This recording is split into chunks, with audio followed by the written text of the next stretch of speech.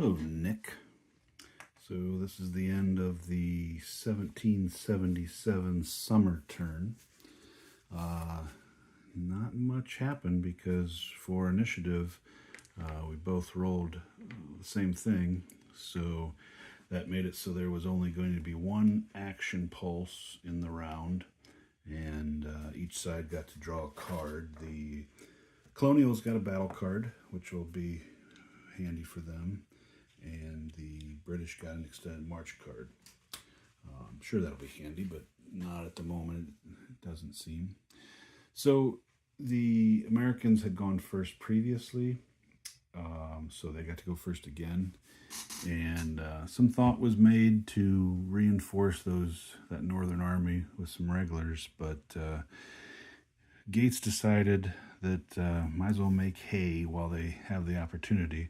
So he was down here, got a full activation, was able to jump up here, and he destroyed the garrison there at Fort Bernard, and then torched the magazine so that if the British took it back, that they couldn't get any benefit from it. Then the British trying to decide what they should do. Oh, and I should add, it became obvious what the British should do, but I'd forgotten to roll or do. So since North Carolina here, it was under British control, but then by Gates taking that back, it freed it up. So that made a militia roll, and they got the highest that they could get. So 4 more militia came flocking to Gates there. And so he's got a pretty sizable force now. I mean, they're militia, but they're 7 militia. And this has become a problem for the British. Clinton here with 6 is now outnumbered. However, they're regulars. So he would have the edge plus his leadership. The British decided, one thing with Gates at the moment, he's confined to the deep south here because that's all militia. He can't cross over into Virginia. So they've got him kind of confined, but they need somehow to pin him and do something to him. So Grant, who had been chased by him previously down to St. Augustine with Provost, he decided to activate and got a full activation, and he brought his 1 regular and 1 loyalist up into here to kind of close it off. But with Gates having 7 strength points now, that is going to be interesting. So it almost seems like all the focus now has shifted down here, and Mr. Gates is causing all sorts of problems. Late summer, 1777. I broke in here because some interesting things are going to happen.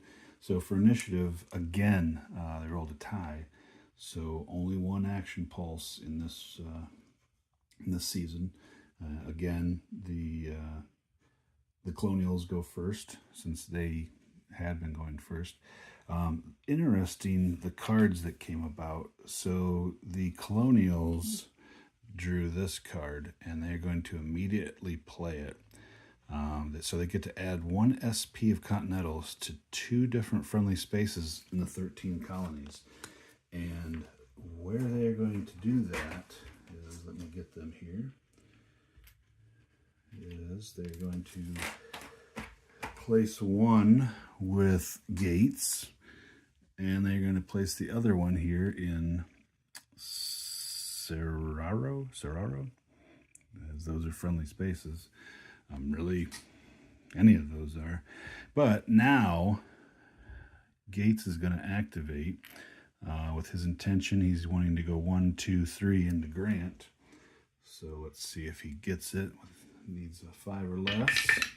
He does.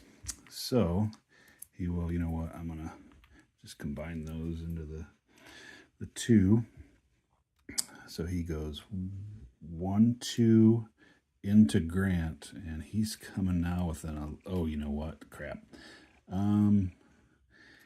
Gate, I don't know. Gates can, he's a 3-star, so he can command up to 20 SP, so he's perfectly good.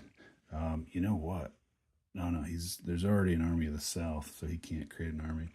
But anyways, he's coming into there. Grant is going to try to evade a retreat before combat, and he does. Let's see. I think he will. Man, I think he's just going to have to keep putting himself in the way in case Gates is thinking to go after Prevost again.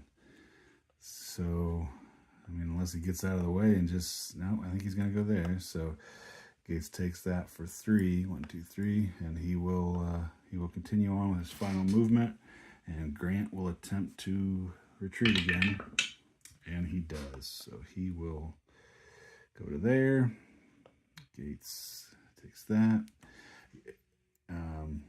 You know, I had been thinking of at one point with Grant of, you know, taking both those hexes and taking Georgia back, but good thing he didn't, or they would have already gotten to roll for more militia in Georgia. All right, so Charles Gravier de Vergennes, or Virginie, whatever, is done. And that card is removed from play. So now, on the British part of this turn, their card that they got is pretty interesting. They got Carleton woos the Six Nations. And so if Carleton is in play, which he's the guy who is running Canada here. And I think the farthest he can go is Fort Ticonderoga. So he's just been chilling out in Quebec. So he is in play. So place one of the Six Nations units in its village. So the Six Nations unit is going to come into play here. And the way this card reads, the British are going to choose the Seneca. So we put that on their village there. And then if the Mohawk are already activated, place leader Brant with them. They are not. If not, place both at their village. So the way I read that is that's going to activate the Mohawk also. And the Mohawk only, so normally if you enter one of the Six Nations spaces, you have a roll off, and whoever gets the high, they join that side. But this card has activated Seneca to the British, and the Mohawk always, no matter what, side with the British. So they will get placed, and Jay Brant will go along with them. He's special, so he can command his Mohawk tribe, but also up to 1 SP of regulars, of British regulars. So that'll be interesting. So that is the Carleton woos the Six Nations card, and that is removed from the game. And I'll take a step back and decide what we're going to do now. Scratch that last thing I said. Brant cannot, it's not regulars that he can also have with him. He can have an SP of loyalists. So that's a little different. So the way the Six Nations work is you don't have to use an AP to activate them, so they can, I guess they're kind of one of the free activations you can do. I don't know if that means like you can move them like every activation all over. That's pretty crazy. I think they're basically, from what I'm reading of this, so like in combat, they're the first step eliminated. They can never move, stack, nor participate in combat unless accompanied by Butler, Johnson, St. Ledger, or Brant. So I guess the Mohawk could, but it'd be nice to get a loyalist SP with them. So kind of my thought is they'd be good to be able to garrison some of these spots that the British need, or to also cut off retreat paths, which I think might be the best. So we'll see what we can do with them. So on the British turn, Clinton ended up taking kind of a little risk. Well, I guess he had to because he wasn't in range anyways. So he started here. He rolled a full activation and was able to go grab that regular in Wilmington and then go 2, 3, 4 to join up here with Grant. So he's got 6, 7, 8, 9 strength to try to counteract Clinton's 9 strength. I think that's 9 strength. Yeah. So it'll be interesting here. 2 9 strengths pairing off. Clinton's got the better rating, so he'll have an extra plus.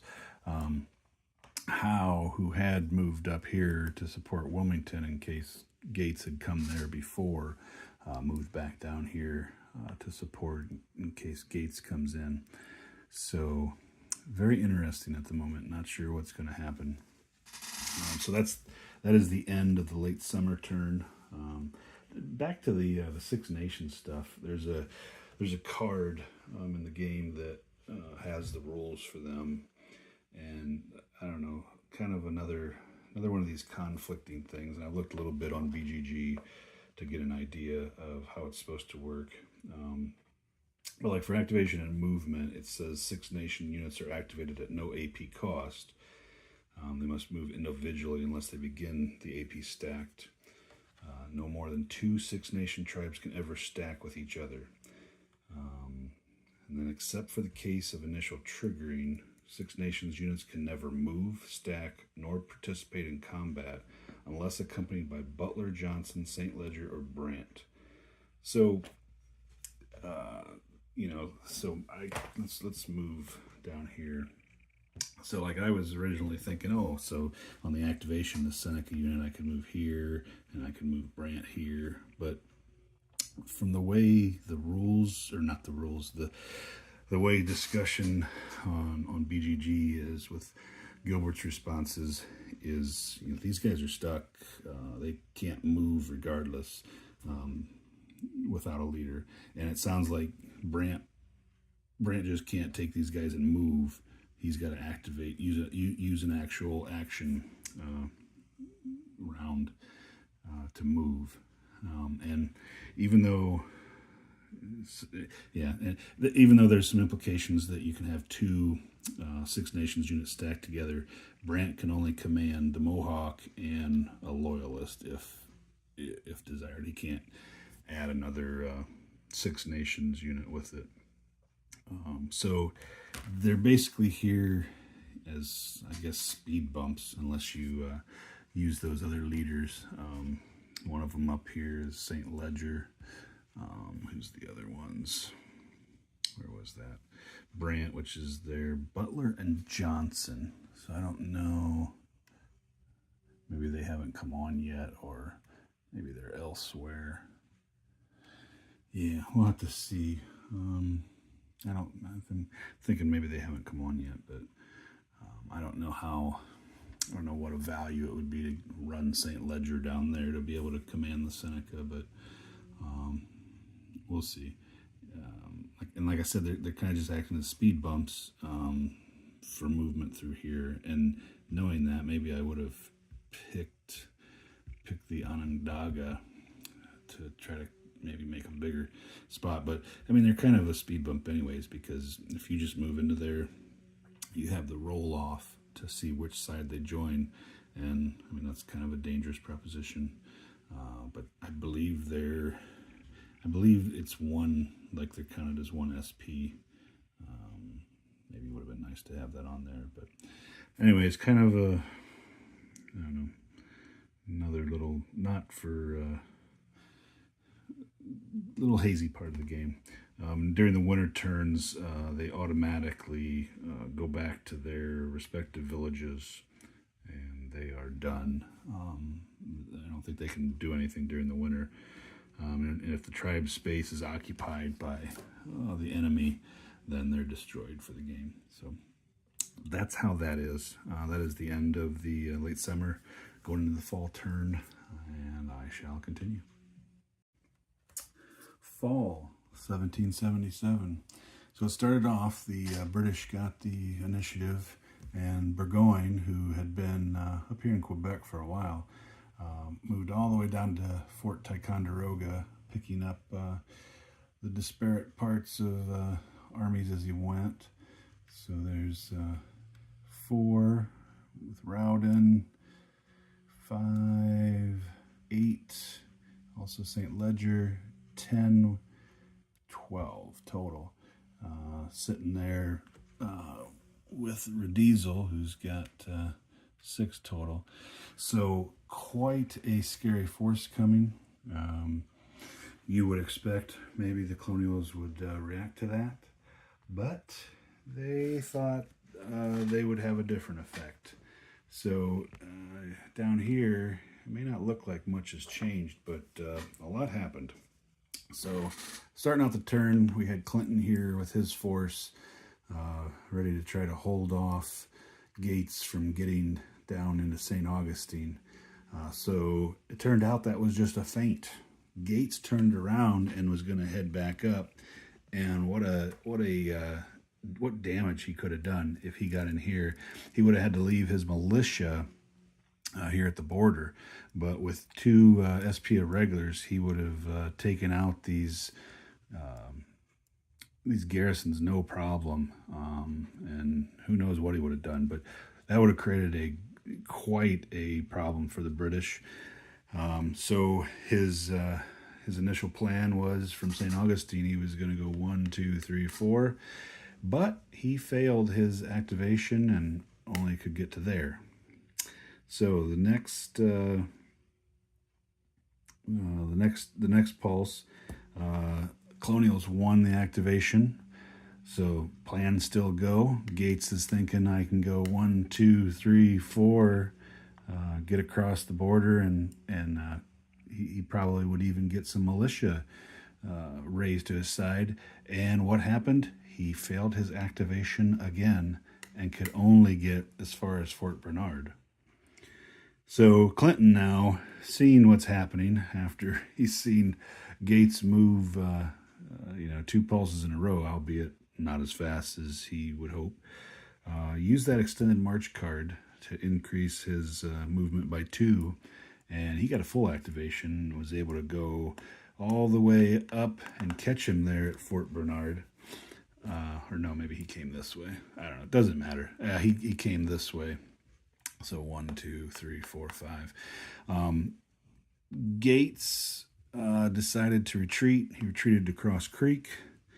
And then, since Clinton had 1 movement point left, he followed, and Gates retreated down here to Padee. Colonials won the initiative again, and Gates decided it was time. He turned around, slammed into Clinton, used the battle card. So it ended up, so they both had 9 SP each. With the battle card, Gates ended up having a +3 modifier to Clinton's +2. However, the rolls did not go very well. Clinton rolled a 6 on 2 dice, adding a 3 to a 9. He caused a 1 star result, and Clinton rolled an 11. Adding that 2, he was off the chart, caused 2 star. Ooh, which, by the way, I don't think I made Clinton take a loss, so we'll remove that guy. Yeah, over here, I'm doing things off camera. I had forgotten to take that from Clinton. So that caused Gates to retreat back to Padee and get that demoralized marker, and Clinton activated, and with Gates retreating all the way before him, Gates ended up all the way back at St. Augustine with Clinton just outside trying to get him. But Gates, even though he failed twice in a row trying to move regularly, he never failed a retreat activation. So then on the final action pulse, the British won again, and Clinton attacked. Gates was able to retreat. He went down here to Upper Matalawaha. Gates decided to continue through the through the marshes, and so Clinton had used 1, 2, 3, didn't have enough to follow, and that's where that ended. Over to the Colonials, Gates decided for now he was fine. I mean, he'll have to worry about winter attrition, which he's going to have to get to a key spot. Same with Clinton. But for the last activation of the turn, the Colonials activated C.H. Lee from New York, and he went upriver with 2 SP of regulars to reinforce Gates against whatever Burgoyne might be planning. And that is where we end the year. So that'll be it for this one. We'll be starting the 1778 year winter turn next time, and we'll be seeing what kind of fun we can get into. Laters.